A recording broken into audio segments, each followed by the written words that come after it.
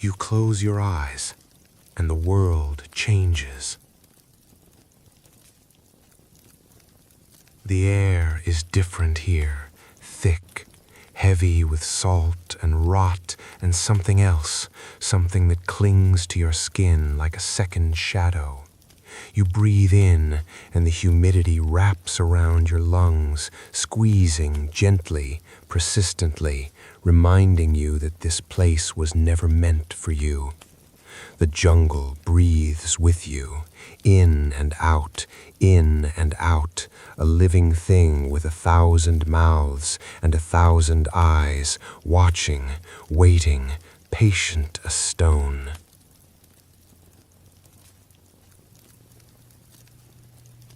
This is not the war you imagined. You stand somewhere in the Solomon Islands, though the name means nothing to your body, nothing to the sweat already pooling at the base of your spine. The year is 1942, late summer. Those seasons here blur into one endless cycle of green and heat and rain. The temperature hovers around 95 degrees Fahrenheit, but the numbers lie because the humidity makes it feel like you're drowning in air, like the atmosphere itself has turned to warm soup, thick enough to taste.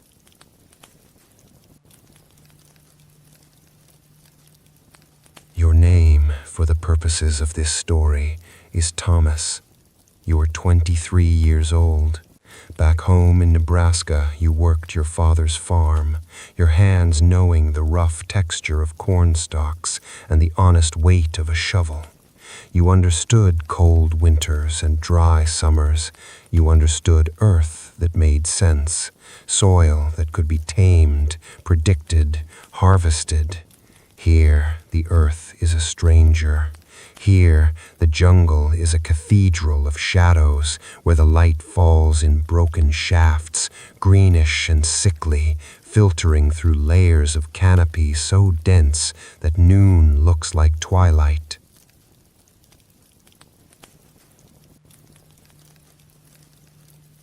You were trained for 6 weeks.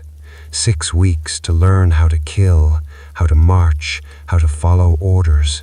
No one trained you for this, for the way your boots sink into mud that seems bottomless, for the leeches that find the gaps in your clothing with the precision of surgeons, for the mosquitoes that descend in clouds so thick they darken the air like living smoke. No one told you that the jungle would be louder than any battlefield, a cacophony of insects and birds and unseen creatures that never, ever stop screaming.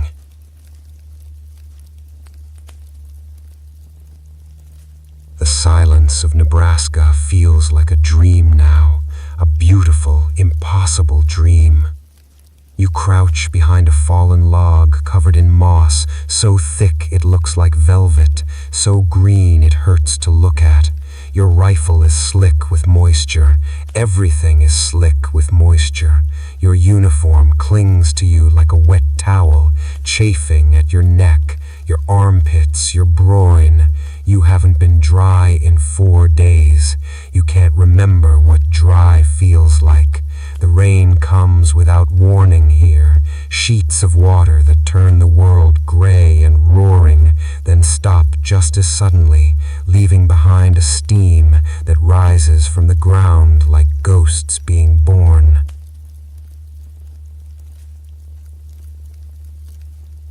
Somewhere ahead, through the tangled wall of vines and bamboo and trees whose names you'll never learn, the enemy waits. You've been told they're there. You've been told they're dug in, hidden, part of the jungle itself. You've been told many things, but nothing that prepares you for the weight of not knowing, for the terrible mathematics of survival in a place where every shadow might be death, where every moment stretches into eternity.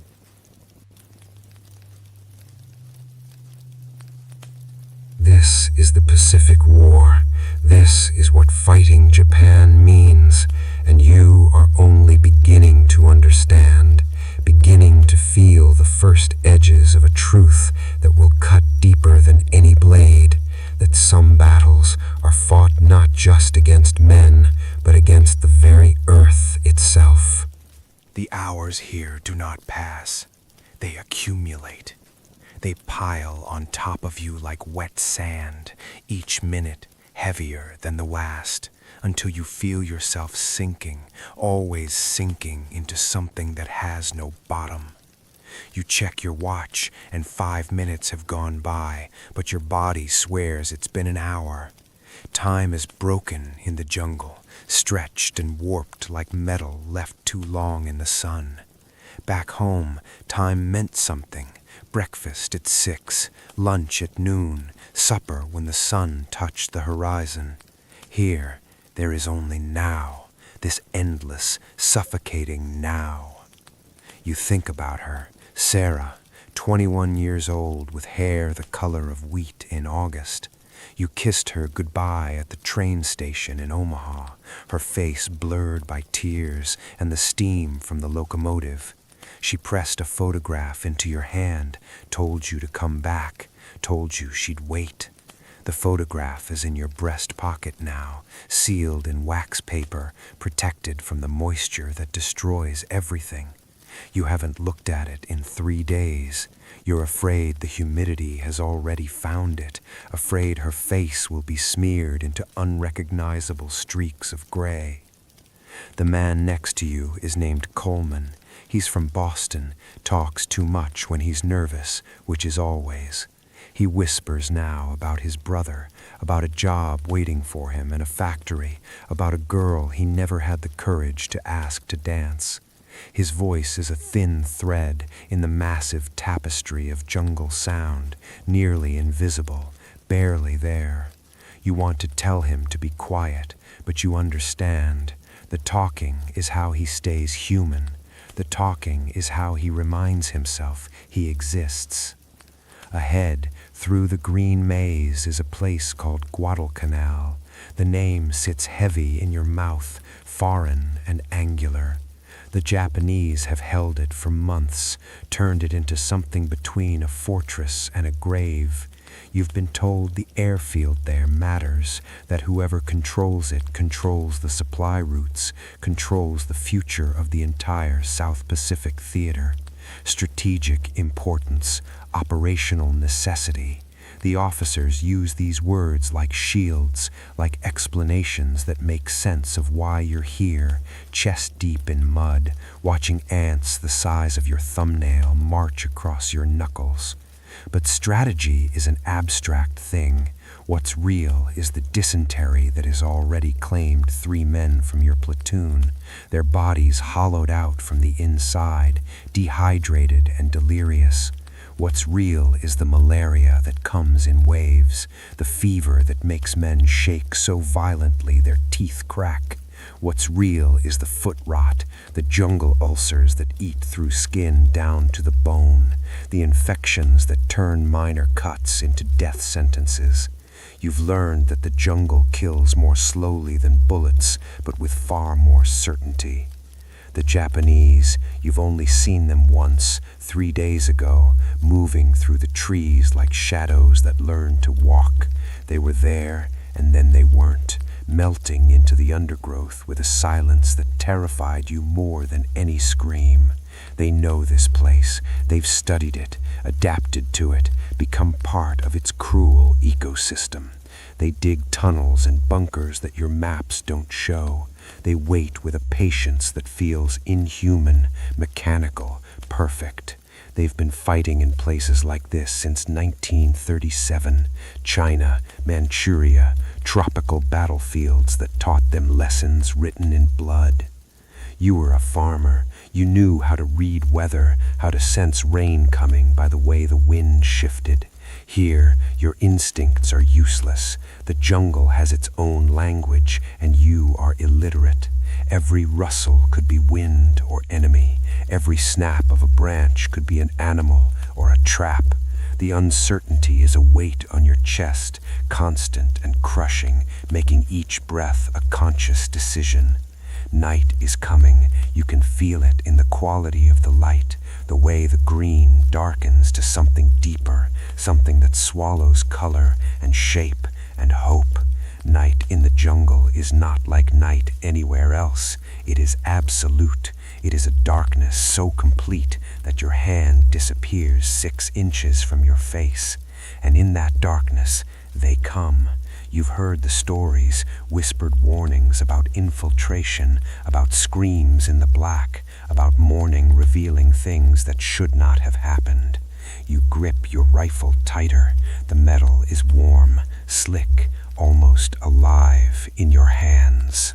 The rain begins at dusk, as if summoned by some ancient covenant between earth and sky. It does not start gently. There is no warning drizzle, no merciful transition. One moment the air is thick and waiting. The next it is falling in sheets so dense you cannot see Coleman beside you, cannot see your own hands, cannot see anything but water and more water, an ocean turned vertical, drowning the world from above.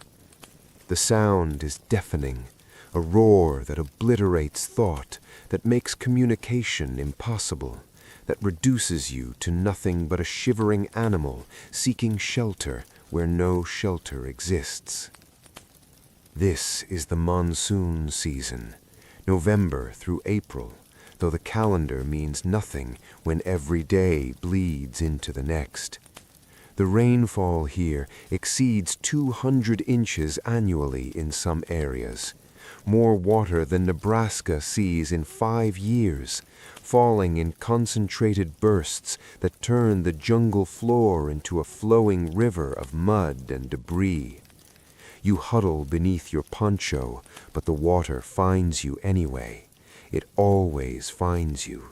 It seeps through every seam, every opening, every imagined barrier, until you are soaked to the marrow, until the concept of dryness becomes a myth you can barely remember. When the rain finally stops, 2 hours later, the silence that follows is worse. In that silence, you hear them. The Japanese have a tactic, refined through years of jungle warfare in Burma and New Guinea, a psychological weapon more effective than artillery. They probe at night, small groups, sometimes just 2 or 3 men, moving through the darkness with an uncanny sense of direction, cutting through your perimeter like surgeons making incisions. They whisper to each other in a language you don't understand, the syllables sharp and precise, cutting through the insect chorus. Sometimes they call out in English, broken, accented, but comprehensible. Marine, you die tonight. We come for you. Coleman is shaking, not from cold. It never gets cold here, but from something deeper, something that starts in the soul and radiates outward. You put your hand on his shoulder, feel the tremors running through him like electrical current. You want to tell him it's psychological warfare, that they're trying to break you before they fight you, that fear is the real enemy. But your mouth won't form the words, because you're afraid too. Because the darkness here is not empty. It is full of terrible possibilities, each one more grotesque than the last. The Japanese soldiers are different from you in ways that transcend nationality. They've been trained in the Senjin-kun, the military code that forbids surrender, that teaches death before dishonor, that turns men into something harder than steel and twice as sharp. They carry less equipment, move faster, need fewer supplies. A Japanese soldier can survive on a handful of rice and whatever the jungle provides, insects, roots, leaves. They've turned deprivation into doctrine, hardship into advantage. You, with your sea rations and your water purification tablets and your medical supplies, are heavy, slow, predictable. Morning reveals what the night concealed. The perimeter has been breached in 3 places, not catastrophically, no massacre, no overrun position, but breached nonetheless. Small signs, a cut wire here, a missing sentry there, his foxhole empty, his rifle gone, no blood, no evidence, just absence. The sergeants gather, their faces grim, their voices low. They don't say what everyone knows, that the Japanese are mapping your positions, counting your numbers, learning your patterns with the methodical precision of scientists conducting an experiment. You dig. For the 3rd time in as many days, you dig. The shovel bites into earth that is more mud than soil, a thick clay that clings and resists and makes every movement exhausting. You're creating a fighting position, though the term seems absurd. A hole in the ground, 3 feet deep, maybe 4 if you're ambitious, maybe enough to keep you alive when the mortars start falling. The Japanese have artillery now, brought in piece by piece through the jungle, hauled by men who moved at night, invisible, tireless, impossible. By midday, you've dug down 2 feet when your shovel hits something solid. You clear away the mud with your hands, revealing a skull, human, old. The bone is stained dark by the soil, the eye sockets filled with earth and beetles.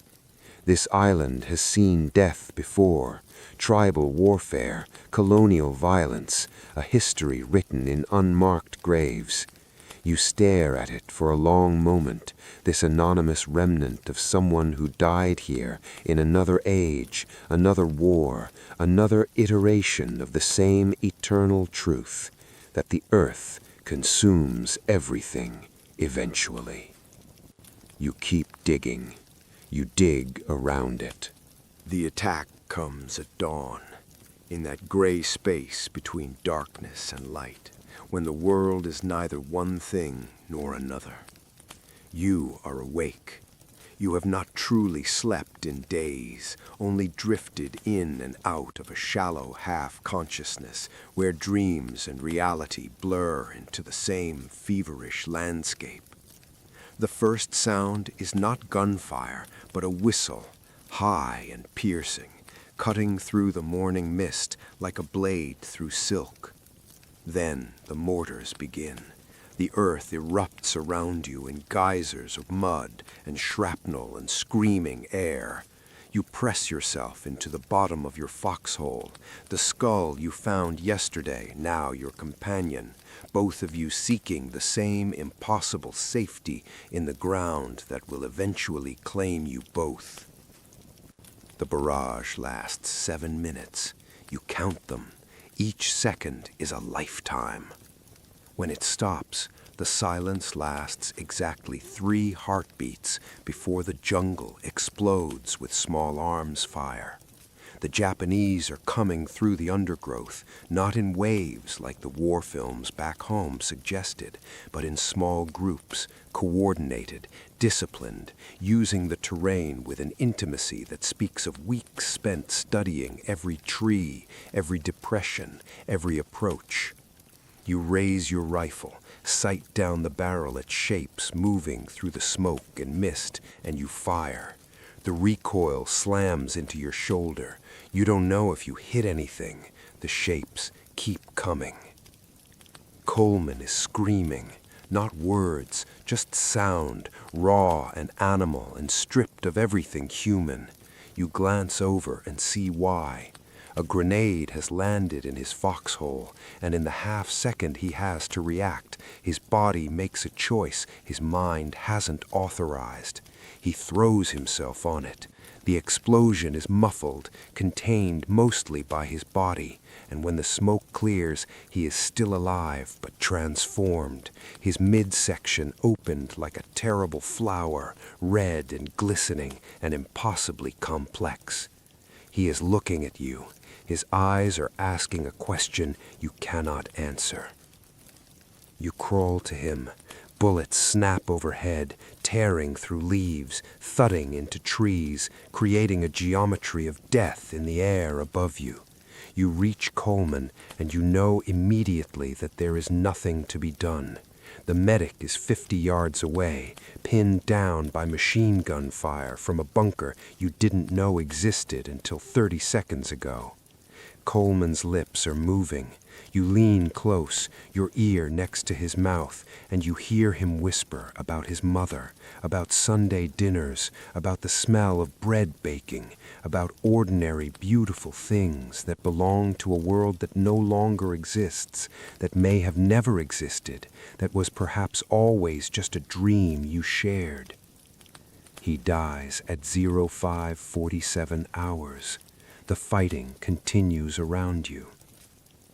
The Japanese bunker that has your platoon pinned is a masterpiece of engineering and camouflage, built into the hillside, reinforced with logs and coral and soil, firing slits positioned to create overlapping fields of fire. It is nearly invisible until you know exactly where to look. This is their doctrine, perfected through years of island warfare, defense in depth, interconnected positions, tunnels linking strong points, a network of death that turns every yard gained into a battle, every advance into an odyssey of blood. Your commanders estimated 3 days to take this position. You are on day 12. Lieutenant Morrison makes the decision. He's 26 years old, from Oregon, a forestry student before the war who understood trees and growth and the patient cycles of nature. He chooses 6 men, you among them, for what he calls a flanking maneuver, but what everyone understands is a sacrifice. You will move through the jungle to the left, draw fire, expose the bunker's weak points while the main force advances.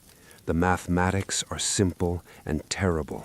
Some of you will die so that others might live. This is leadership. This is war. This is the arithmetic of survival reduced to its purest form. You move through green hell with 5 other men whose names you know, but whose faces already seem distant, as if you're looking at them through water or time or some combination of both. The Japanese machine gun finds you within 30 seconds. 2 men fall immediately. The rest of you dive for cover behind a fallen tree that is more rot than wood, that provides concealment but not protection, that will not stop bullets but might hide you long enough to matter. And then you see him, a Japanese soldier, no more than 15 feet away, emerging from a spider hole you didn't know existed. He is young, younger than you, maybe 19 or 20, his uniform torn and stained, his face gaunt with hunger and determination. For one impossible moment, you lock eyes. You see in his face the same fear you feel, the same exhaustion, the same terrible awareness that you are both trapped in something larger than yourselves, something that will grind you both to dust, regardless of flags or causes, or the grand historical narratives that will be written by men who were never here. You pull the trigger first. You have to.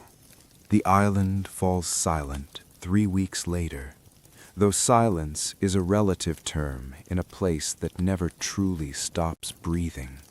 You stand on the beach at Guadalcanal, watching the waves roll in with their eternal rhythm, indifferent to the names of nations, indifferent to the cost paid in this place.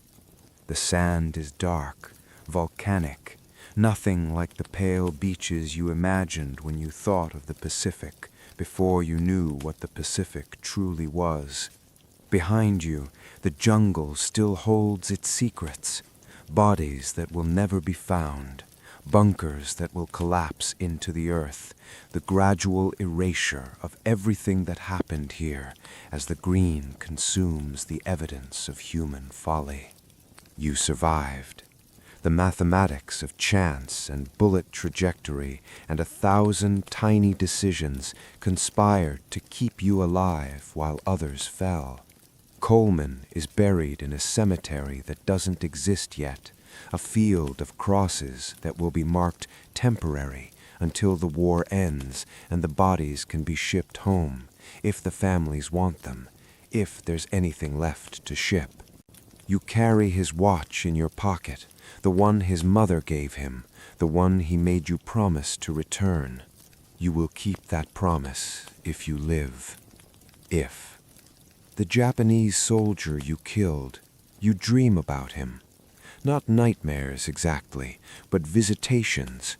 He appears in the space between sleep and waking, his face as clear as if he were standing before you, and in these dreams you sometimes talk, though you share no common language. You understand now what the officers didn't tell you in training, that the hardest part of war is not the killing, but the afterward, the endless afterward, the years and decades of carrying ghosts who never age, never forgive, never release you from the moment your trajectories intersected. The medal they pin on you means nothing. Bronze Star for valor, for the flanking maneuver that succeeded, for the bunker that was finally destroyed, for surviving what others didn't. You accept it because refusing would raise questions you don't want to answer. You fold it into your duffel and try not to think about what valor means in a place where the jungle killed more men than bullets, where disease and heat and despair were more lethal than any enemy, where the true opponent was never Japan, but the indifferent brutality of nature weaponized by human conflict. Years later, decades later, you will try to explain what made fighting Japan so hard in the Pacific. You will talk about the tactics, the bunkers, the fanatical resistance. You will mention the terrain, the climate, the diseases. You will cite casualty ratios and strategic challenges. All of this will be true, and none of it will be the truth. Because the real answer is something that cannot be quantified or mapped or understood by anyone who wasn't there. The answer is that they turned hell into doctrine. They made suffering into strategy, and they fought on ground that was already hostile to human life, transforming every battle into a contest not just of arms, but of endurance, of will, of how much horror a human being can absorb before the self dissolves entirely. You return to Nebraska in 1945. The farm is smaller than you remember. Sarah waits at the station, older somehow, though only 3 years have passed. She looks at you, and you see in her eyes the recognition that the man who left is not the man who returned. You marry her anyway. You have children. You work the land. You build a life that from the outside looks normal, successful, American. But there is a part of you still standing in that foxhole, still watching Coleman die, still locked in that eternal moment with the young Japanese soldier whose name you'll never know, who had a mother too, who had dreams too, who was reduced to target and threat and the simple binary of survival. The jungle never leaves you. On humid summer nights in Nebraska, when the air thickens and the insects sing, you are transported. The smell of rain on hot earth becomes the smell of Guadalcanal. The darkness of the bedroom becomes the darkness of the perimeter. Sarah learns not to wake you too suddenly, learns to speak your name softly from a distance, learns to live with a husband who is sometimes elsewhere, lost in green memories that never fade, that grow sharper with time rather than dimmer. This is what war does, not just the dying, though there is plenty of that, but the carrying. The endless carrying of weight invisible to everyone else. You carry Coleman and the Japanese soldier and all the others who fell in that green hell. You carry the knowledge that victory and defeat are words that mean something in history books and nothing to the dead. You carry the understanding that humanity's capacity for violence is matched only by its capacity for suffering, and that the two are forever intertwined in a dance as old as the species itself. You close your eyes and the world changes. But this time, when you open them again, you are still there. You are always there. The jungle, it turns out, is not a place you leave. It is a place that enters you, that rewrites your cellular memory, that becomes part of the architecture of your soul. What made fighting Japan harder was not just their tactics, or their terrain, or their determination. What made it harder was that they understood something you had to learn through blood and loss. That in certain places, under certain conditions, the earth itself becomes the enemy, and the only victory is survival.